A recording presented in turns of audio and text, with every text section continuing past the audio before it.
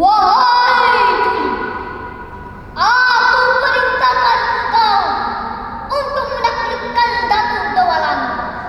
Aku telah mendengar Datuk Dobalang telah semena-mena kepada rakyat. Ampun Tuan Raja, hamba akan melaksanakannya. Duli, janda bertundang besar Raja Indragiri, sudah mendengar kehebatan ketika pemuda itu lalu membawanya menghadap sang raja. Wahai anak muda, aku perintahkan engkau untuk menaklukkan Datuk Dobalang. Apakah kalian sanggup? Ampun Tuan Raja, hamba akan melaksanakannya. Tetapi kami membutuhkan senjata untuk mengalahkannya.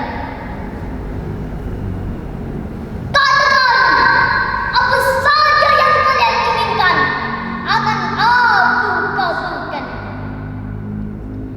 Dialah meminta seekor ayam sabung betina dan 2 buah keris. Sabila jadi meminta pedang jawi yang hulunya bertatakan intan dengan tulisan Muhammad.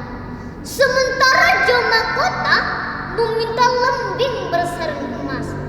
Setelah perlengkapan ketiga pemuda itu telah dipenuhi oleh raja, maka berangkatlah mereka untuk menemui Datuk Dobalang.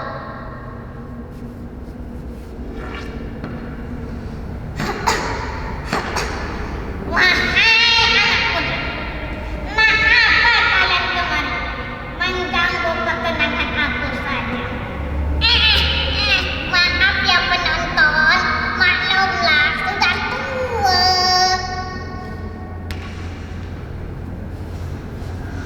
Wahai Datuk, kami kemari untuk menghentikan segala perbuatan yang telah Datuk Dobalang lakukan. Apa? Kalian nak menghentikanku? Baiklah, ku tantang kalian untuk bersabung ayam. Apakah kalian berani? Siap, kami berani, Datuk. Tetapi ada peraturan yang harus kalian ingat. Yang pertama, dilarang bersorak dan bertepuk tangan. Yang kedua, dilarang memekik dan menghentak tangan. Yang ketiga, dilarang menyingsingkan lengan maju. Keempat, dilarang memutar keris ke depan. Siapa yang melanggar peraturan, jangan kalah.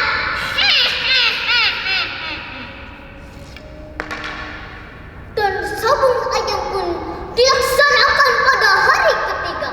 Banyak penduduk yang menyaksikan. Pertarungan ayam pun sangat seru. Hingga akhirnya ayam Datuk Dobalanglah yang menjadi pemenangnya.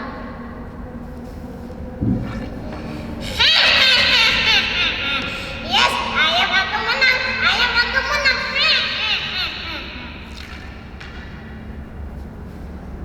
Wahai Datuk, engkau telah melanggar peraturan yang telah engkau buat sendiri. Maka dalam pertarungan ini engkaulah yang kalah.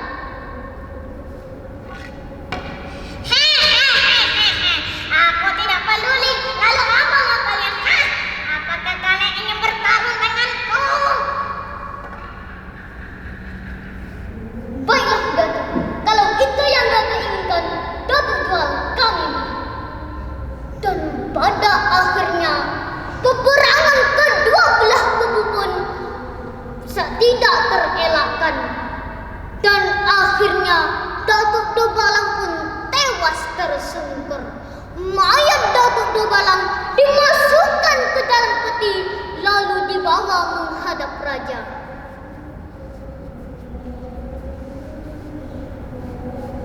Ampun Tuan Raja, kami telah melaksanakan titah Tuan Raja dan kami telah menaklukkan Datuk Dobalang. Luar biasa kalian anak muda. Sebagai ucapan terima kasihku, aku